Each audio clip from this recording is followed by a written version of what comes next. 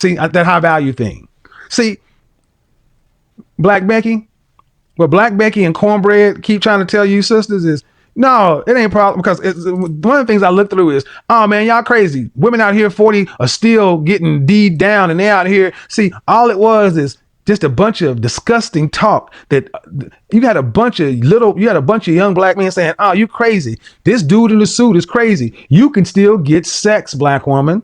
That's what they got to say about you. Cornbread, Earl, and them, that's what they think of you. They think that, here's the thing, they think that's what you want to hear.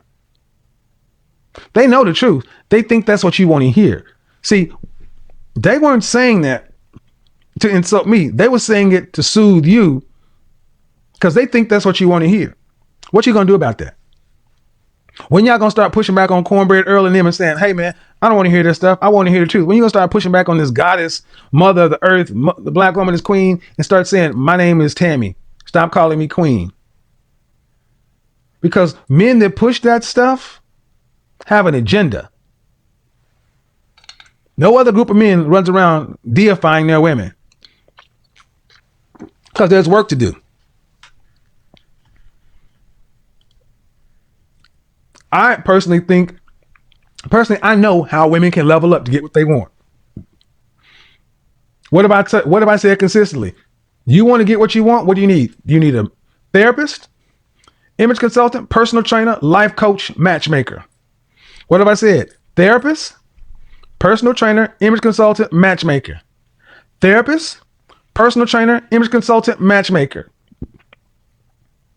But see, that is something people like Cornbread can't imagine, because Cornbread probably barely got out of high school. Cornbread ain't in nobody's college. He's in nobody's trade school.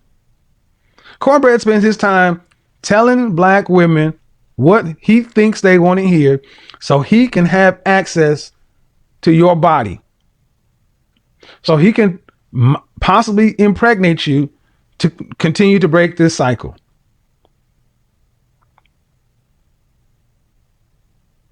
When you want to level up, what do you level into? You don't want these guys, but then you want to skip the guys in the middle. You want to go from right in the middle to the intermediate, and you go right past, game on normal. You want to go over intermediate, which is that 51% of black men are in the middle class. That's intermediate. Intermediate is the 51% of black men, or the 51% of black men that are single and childless, and the 64% of black men in the middle class. That's the game on intermediate. But you want to level up and skip right past intermediate because, plumbers aren't any good, and truck drivers and HVAC technicians and accountants and janitors. Like the woman last night, the one who told on herself, said he was making $23 an hour. Well, if you do the math, that's $46,000 a year. And she said, well, I'm making $65 and she $80,000 in debt.